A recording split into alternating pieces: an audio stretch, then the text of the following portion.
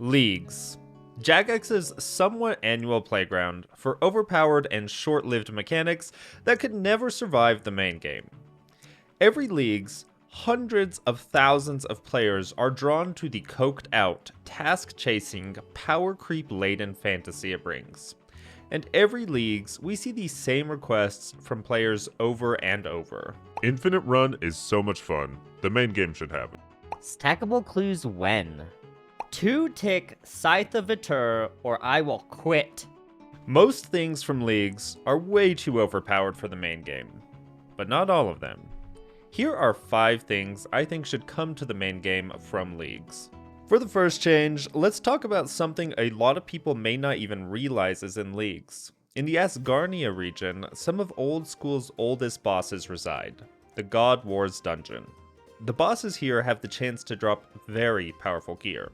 As a mid-game player, the bosses are very challenging but offer great rewards. However, as you upgrade your gear more and more, and the bosses die quicker and quicker, you are still met with the absolutely absurd 90-second respawn. This respawn makes it so that even as you get stronger, you aren't able to kill the boss that much quicker. Leagues solve this by making it so you can enter and leave the boss room without losing the kill count you got. This lets you go in, kill the boss, teleport out, and go in again to skip the egregiously long respawn time these bosses have. In the main game, you lose the kill count upon entry, so going in and out is not very reasonable. Allowing us to make the bosses respawn quicker in the main game doesn't introduce easy scape or power creep the game at all. It just makes it so I don't have to stand around for a minute looking like an idiot after each kill. I would say ideally there should be some sort of bell situation like the Grotesque Guardians have, but with the recent change of having supplies stay on the ground for an hour, maybe it's best to reset the room so everyone doesn't have unlimited supplies and quick kills. Now I know that a lot of people say that run energy should just be removed and we should all just run around all the time. It's a bit of a controversial opinion, I know, but I don't agree with this. I think that the run energy update that we recently had a beta for solves pretty much all of the run issues. Except I think the early game still has some rough spots that get new players to log off and never log in again, especially regarding travel. This may be a bit too RS3 for some people, but I think the idea of Waystones in leagues is an excellent idea. I don't think they should be automatically unlocked like they are in leagues. The game should still encourage and reward exploration. I think that once you get to a region and touch the Waystone, you should have free teleports there on a somewhat small cooldown. The somewhat small cooldown still encourages you to level up your skills and unlock the real teleports, but it allows newer players to get around the massive map just a little bit easier. Making the journey to Arjun once is exciting. There's new scenery and monsters the entire way. You trek over an icy mountain, past guilds that you can't enter yet. You see quest icons littering the map promising for adventures. But having to cross between cities multiple times to complete a single quest, it gets real old real fast. Having some sort of waystone you can use once every 10 minutes would go a long way for newer players, and in my opinion, player retention.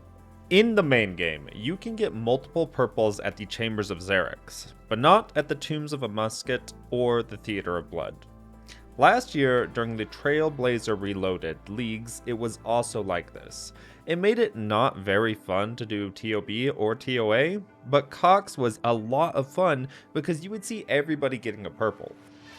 This year, they made it so when one person gets a purple in TOB or TOA, everyone gets a purple.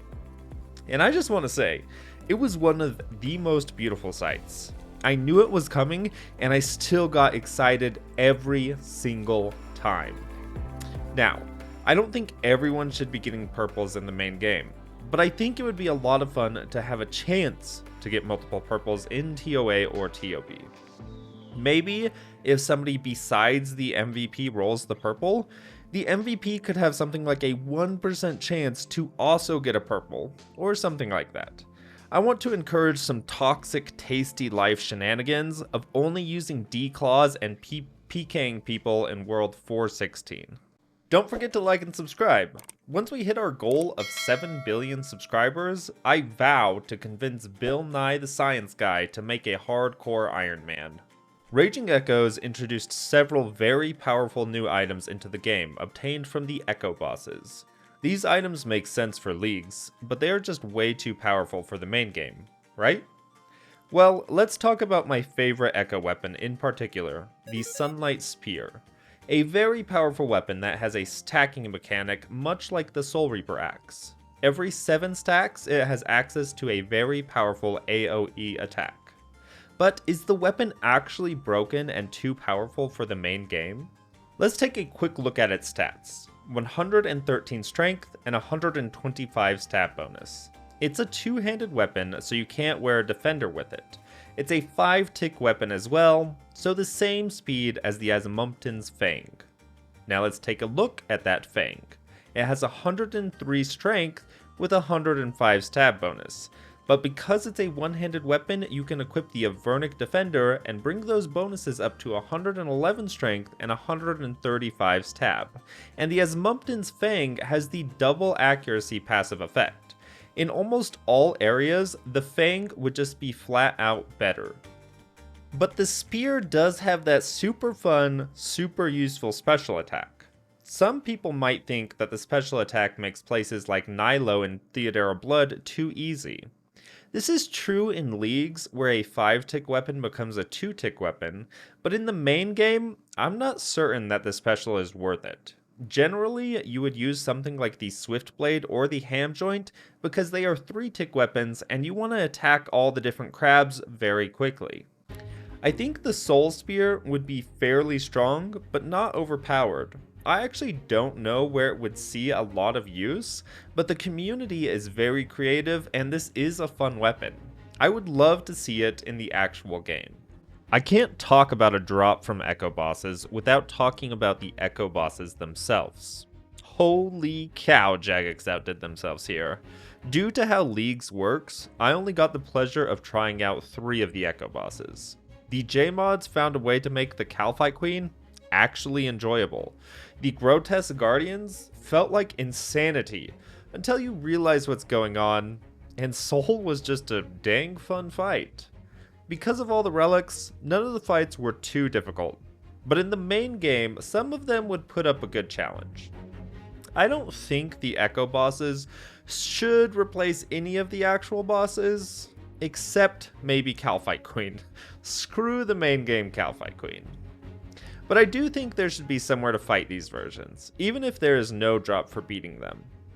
In my dream world, where I become supreme leader over Jagex and can shoehorn ideas in, I would say let special pet transmogs come from the game. Oh, you got the Small Herodit? If you beat the Echo boss, now you can have the Echo Small Herodit. The only Echo boss without a pet is Hespori. But I mean, it's pretty obvious what you could get for beating Echo Hespori. That's right, an Echo bottomless compost bucket. We already have precedents for getting a cool pet transmog from a hard challenge. Defeating the 6 Jad challenge lets you transmog your Fight Caves Jad into an Inferno Jad. I don't think it's unreasonable to add more flex pets like this. The main issue would be adding this many bosses without it seeming too private server-esque. It would feel odd to have a portal where you can access any of them at any time. But additional layers near each of the bosses may look out of place as well. I guess they could add orbs like they do in Leagues. I can't describe why, it just doesn't feel like the best solution to me though. I guess we should talk about it. In fact, we have to talk about it. The #1 requested feature from Leagues, Stackable Clues. I am a huge fan of clues in the main game. I do think adding the hour-long drop timer was somewhat of a mistake, as we get this semi-stackable clue with a bunch of lunatics juggling an absurd amount of clues. I like clues in the main game, but I don't really like clues in Leagues. I go AFK fishing for a bit, and I look at my inventory and I have a stack of clues. Cool, that's a ton of points, but I don't have to do them right now. I can go work on other tasks. And I keep telling myself that over and over, and eventually, I just have this stack of clues that is exhausting to look at. I'm not a fan of the unlimited clue stacking. It doesn't feel like good game design to me. I do appreciate clues as a distraction and diversion, but maybe some limit of being able to stack 3 to 5 makes sense if it's locked behind some system. Maybe the upcoming collection log rank update could unlock stackable clues. Those are the 5 updates I would like to see come from leagues, but I'd love to hear what you guys want to come to the main game. As always, a like and subscribe help me out a ton. I hope you all have an amazing day.